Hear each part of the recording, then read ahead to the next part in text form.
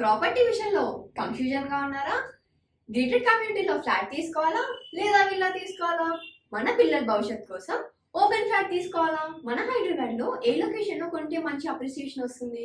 మరి నమ్మకమైన ప్రాపర్టీ కొనాలంటే నమ్మకమైన గైడ్ కావాలి కదా. ప్రాపర్టీ అడ్వైజర్ కోసం సంబంధించండి వరాహస్వామి ప్రాపర్టీ గూగులర్. కాంటాక్ట్ 7207218485. శని వక్రగతి జూన్ 29, 2004 సంవత్సరం నుంచి నవంబర్ 15, 2024 సంవత్సరం వరకు మనకి కుంభరాశిలో ఉన్నటువంటి శని వక్రగతి చెందుతున్నాడు. దీనివల్ల మనకి ఈ 12 రాశుల మీద దాని ప్రభావం ఏ విధంగా ఉంటుంది, ఏ ఏ రాశులకి మంచిగా ఉంటుంది, ఏ ఏ రాశులకి మంచిగా ఉండదు, అసలు వక్రగతి అంటే ఏమిటి, ఈ విషయాలు మనం ఈ వీడియోలో తెలుసుకుందాం. అంటే శని రెట్రోగ్రేడ్ అనమాట. రెట్రోగ్రేడ్ అంటే వెనక్కి నడుస్తున్నాడు. ప్రతి గ్రహము కూడా ముందుకు నడుస్తూ ఉంటుంది. సో సర్టైన్ సర్కమ్స్టెన్సెస్లో కొన్ని ప్రత్యేకమైనటువంటి పరిస్థితుల్లో ఈ యొక్క శని వెనక్కి నడుస్తాడు. దాన్నే వక్రగతి అంటారు. ఆ వక్రగతి వలన మనకి ఏమిటి నష్టం జరుగుతుందా, శుభం జరుగుతుందా? అసలు శనీశ్వరుడు వక్ర దృష్టితో చూస్తున్నాడు అంటాం. వక్ర దృష్టితో చూడడం అంటే ఏమిటంటే, ఇప్పుడు మామూలుగా సభ్య దశలో చూస్తున్నాం అంటే అందరూ మనకులాగా చూడడం అన్నమాట. వక్ర దృష్టితో చూడడం అనేది, ఇప్పుడు ముక్కు ఇక్కడ ఉంది, దీన్ని ఇలా క్రీగంట చూడడం, ఇలా వెనక్కి తీసుకు ముక్కు ఇక్కడ ఉంటే ఇక్కడ ఇలా చుట్టూ తిప్పి తీసుకొచ్చామంటాం కదా. అలా ఆ శనీశ్వరుడు ఏం చేస్తాడంటే ఈ యొక్క క్రూరమైనటువంటి దృష్టితో చూస్తాడు. అప్పుడు కేవలం మానవులు కాదు, దేవతలు, నవగ్రహాలు, బ్రహ్మ విష్ణు మహేశ్వరులు, సాక్షాత్తు ఆదిపరాశక్తి అందరూ కూడా భయపడాల్సిందే. శని ఒక స్వయం ప్రతిపత్తి కలిగినటువంటి ఒక గ్రహం. అది అంటే it is an autonomous planet, అటానమసిటీ ఉంది. అంటే ఆయన తను ఊరికనే తెచ్చుకోలేదు, అది తన తపశ్శక్తితో ఆ వరాన్ని పొందాడు. అండ్ ఆ సోలార్ సిస్టంలో, ఆ సౌర కుటుంబంలో శనిది ప్రత్యేక స్థానం ఉండాలా, రవి కంటే చాలా గొప్పగా ఉండాలా అని చెప్పి వరం పొందాడు. అందువల్లనే సూర్యనారాయణమూర్తికి, రవికి పూజలు ఉంటాయి. మనం అందరం పూజలు చేస్తాం, అన్ని గ్రహాలకి పూజలు చేస్తాం. కానీ శనికి మాత్రము చక్కటి కీర్తి ప్రతిష్టలు, ప్రత్యేక పూజలు ఉన్నాయన్నమాట. అంటే తైలాభిషేకం, ఇవన్నీ కూడా. అందువల్ల ఎప్పుడైతే ఈ యొక్క సూర్యనారాయణమూర్తిని, శనిని అవమానించాలని చెప్పి అక్కడ నవమండాలలో ఒక స్థానం, సీట్ ఇవ్వాలి, ఆయనకి ఆసనం ఇవ్వాలి. అప్పుడు శనీశ్వరుడు ఏంటంటే సహజంగా ఆయన తన తల్లిని సరిగ్గా చూడలేదు అనేటటువంటి దృష్టితో తన తండ్రి అయినటువంటి సూర్యనారాయణమూర్తి మీద కోపం ఉండేది. దాంట్లో శనీశ్వరుడు తప్పేం లేదు, మాతృభక్తి ఎక్కువ. అందువలన ఎవరికైతే శనికి సభ్యదశలో ఉంటాడో వాళ్ళకి తల్లి పట్ల ఆరాధనా భావన ఎక్కువ ఉంటుందన్నమాట. అప్పుడు బంగారం కుర్చీలో కూర్చోబోతుంటే ఇది బృహస్పతిది అంటాడు, వెండి కుర్చీలో కూర్చోబోతుంటే ఇది చంద్రుడిది అని, ఇలా ప్రతిదీ రాగి కుర్చీలో కూర్చోబోతుంటే ఇది కుజుడిది అని చెప్పి సూర్యనారాయణమూర్తి రవి అవమానిస్తాడు శనిని. అప్పుడు లోహం కుర్చీ ఆఖరిగా మిగిలితే ఆ లోహం కుర్చీలో కూర్చోబెడతాడు, ఇనప కుర్చీలో. అప్పుడు శనీశ్వరుడు ఏమంటాడంటే, ఈ లోహానికే నేను వైభవాన్ని తీసుకొస్తాను అని చెప్పి తన త్రిశూలాన్ని తెచ్చుకొని, కర్మకారకుడు అయినటువంటి ఆయన, కర్మఫలదాత ఆయన వచ్చి దర్జాగా ఆ కుర్చీలో కూర్చుని ఆ యొక్క ధర్మానికి నిష్పక్షపాతంగా ఇస్తాడు. ఈ వక్ర దృష్టిలో ఉన్నప్పుడు శనీశ్వరుడు ఎటువంటి వాడినైనా సరే కొమ్ములు విరిచేస్తాడనమాట. అంటే మానవుడు చేసుకున్నటువంటి కర్మలు, తప్పుడు పనులు, మరి దానికి దుఃఖము ఫలితంగా వస్తుంది. మంచి పనులు చేస్తే మనకి మంచి ఫలితాలు వస్తాయి. మనకి సంచిత కర్మలు, ఆగామి కర్మలు, ప్రారబ్ధ కర్మలు అని చెప్పేసి మనం చాలా రకాల కర్మలు ఉన్నాయి. సంచిత కర్మలు అంటే క్యుములేటివ్, మనం 7 జన్మల నుంచి, ఒక 20 జన్మల నుంచి వచ్చినటువంటి క్యుములేటివ్, దీన్ని సంచిత కర్మ అంటాం. ఈ కర్మలన్నీ కూడా మనం పోగొట్టుకోవాలి. అందువలన ఈ యొక్క శని యొక్క క్రూర దృష్టితో మనకి చూసినప్పుడు మనకి శని జన్మరాశిలో ఉన్నటువంటి కుంభరాశికి వక్రదృష్టితో చూసినప్పుడు మధ్యమ ఫలితాలు ఇస్తాడు. అలాగే శని మరి మేన రాశిలోకి వెళ్ళినప్పుడు మనకి మధ్యమ ఫలితాలు ఇస్తాడు. ఆ తర్వాత మేషరాశిని చూసేటప్పుడు జన్మంలో ఉన్నటువంటి ఆ శని చక్కటి స్థానాన్ని మంచి దశని ఇస్తాడు. ఆ తర్వాత వృషభ రాశికి మధ్యమ ఫలితాలు. మిథున రాశికి మనకి వరస్ట్ ఫలితాలు. తర్వాత శని కర్కాటక రాశిని చూస్తున్నప్పుడు అద్భుతమైనటువంటి ఫలితాలు ఇస్తాడు. సింహ రాశికి హీనమైనటువంటి ఫలితాలు. కన్యా రాశికి మధ్యస్థ ఫలితాలు. తర్వాత తులారాశికి ఏమీ బాగుండదు. ఆ తర్వాత వృశ్చిక రాశికి బ్రహ్మాండంగా ఉంటుంది. తర్వాత ధనుస్సు రాశికి బ్రహ్మాండంగా ఉంటుంది. తర్వాత వచ్చినటువంటి మకర రాశికి యావరేజ్గా ఉంటుంది. ఈ విధంగా ఈ 12 రాశుల మీద మనకి ఈ శని వక్రగతి పడుతుందన్నమాట.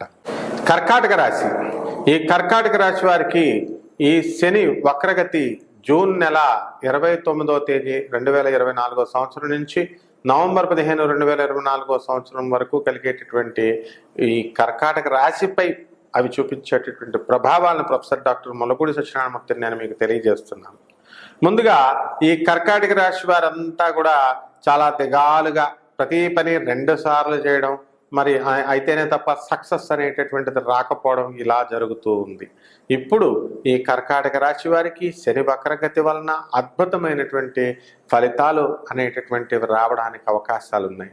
అలాగే లాభ గురుడు మిమ్మల్ని ఎక్కడికో తీసుకువెళ్ళిపోతాడు.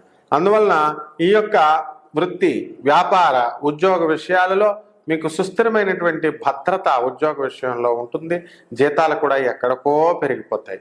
కాబట్టి మీరంతా కూడా ఆర్థికంగా మనిషి బలపడతారు. కాబట్టి ఇక ఏ విధమైనటువంటి సందేహాలు మీకు అవసరం లేదు, ముందుకు దూసుకొని వెళ్ళిపోతారు. అలాగే ఈ యొక్క కర్కాటక రాశి మహిళలు ఎవరైతే ఉన్నారో మరి అటువంటి వాళ్ళంతా కూడా మనశ్శాంతితో మీరు ఉండడం అనేటటువంటిది జరుగుతుంది. మీరు కనుక ప్రేమ వ్యవహారాల్లో కనుక ఇరుక్కున్నట్లయితే వాళ్ళు ఖచ్చితంగా మిమ్మల్ని మోసం చేయడం అనేటటువంటిది జరుగుతుంది.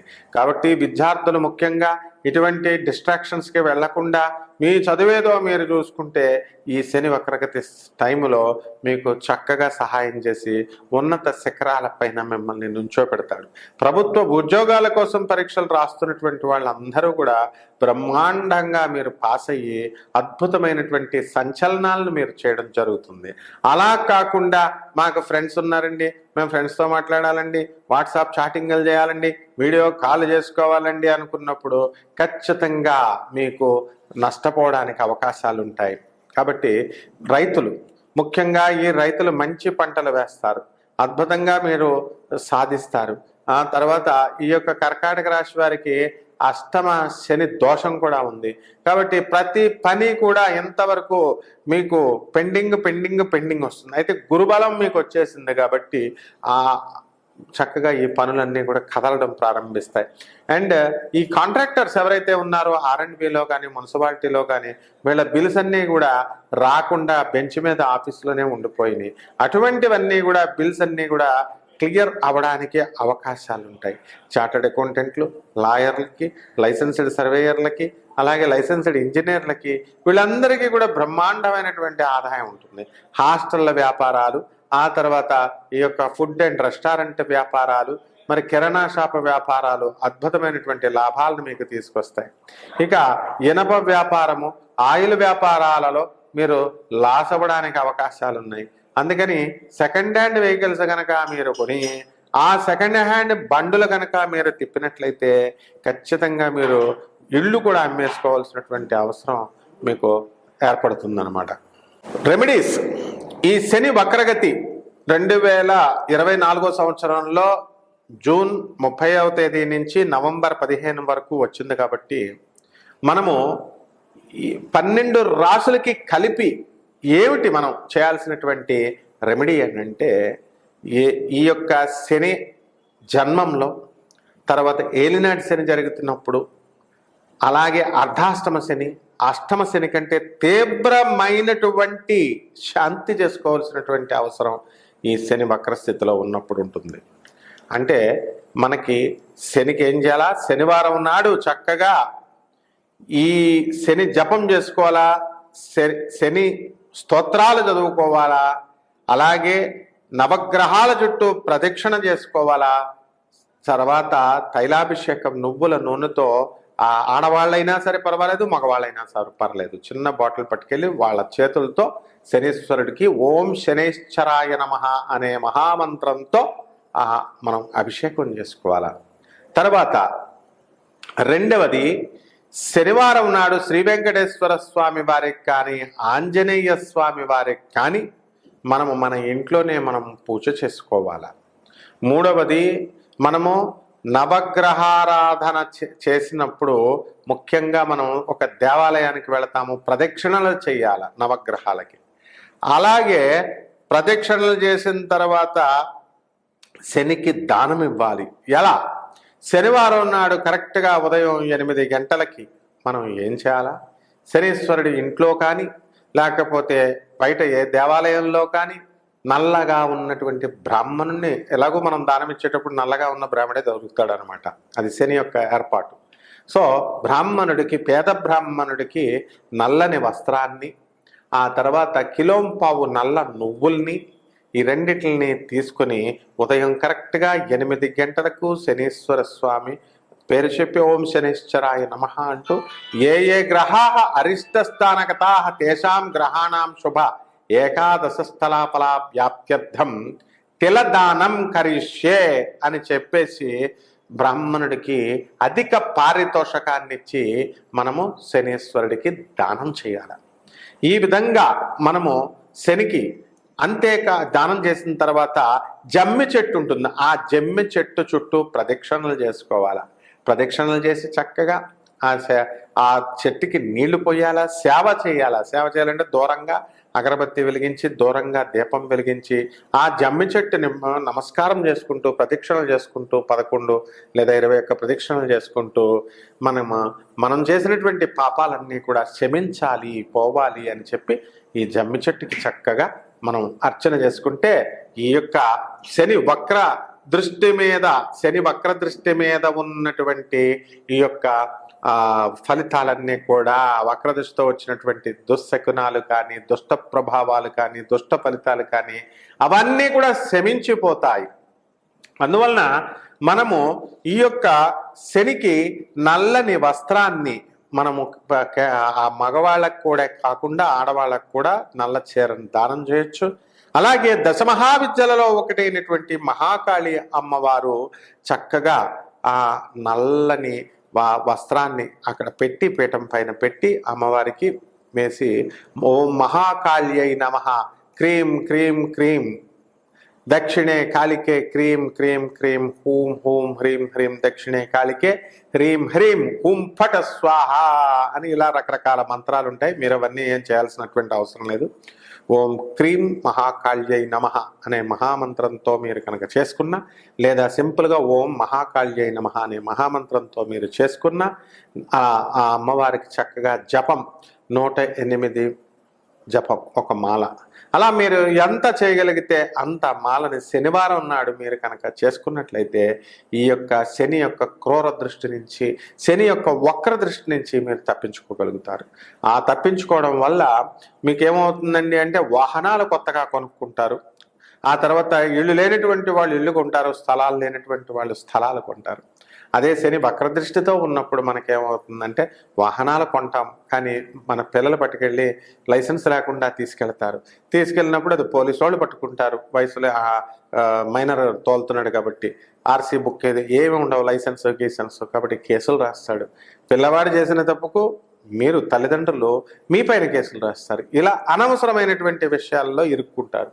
అలాగే నీలాప నిందలు, మీరు ఏమీ లేనిదే ఎవరినో ఏదో అన్నట్టు, ఆ విధంగా నీలాప నిందలు ఇవన్నీ కూడా రావడానికి అవకాశాలు ఉన్నాయి. కాబట్టి ఈ శనికి తైలాభిషేకాన్ని కనుక మీరు జరిపించుకున్నట్లయితే మీ ఇంట్లోనే చేసుకోవచ్చు. నవగ్రహ దేవాలయానికి వెళ్ళి మీ చేతితోనే ధరించుకోవచ్చు, చేయొచ్చు. అంతేగాని శనీశ్వరుడు గుళ్ళ లోపలికి వెళ్ళి మనం చేయాల్సినటువంటి ఆడవాళ్ళు రావక్కర్లేదని పంతులు గారులు వాళ్ళు చెప్తూ ఉంటారు. కానీ బయట ఉపదేవాలయాలు, నవగ్రహ దేవాలయాలు ఉంటాయి కాబట్టి అక్కడ మీరు చక్కగా వేసుకుని ఓం శనీశ్వరాయ నమః అనేటటువంటి మంత్రంతో మీరు చేసుకోండి. చక్కగా ఈ జూన్ 29 నుంచి, అంటే జూన్ 30 నుంచి నవంబర్ 15 వరకు జరిగేటటువంటి ఈ వక్రదృష్టి ప్రభావం వలన వచ్చేటటువంటి సమస్త దోషాలు మీకు పోయి సుఖవంతమైనటువంటి జీవితం ఈ 4.5 నెలలు మీకు వస్తుంది. శుభమస్తు.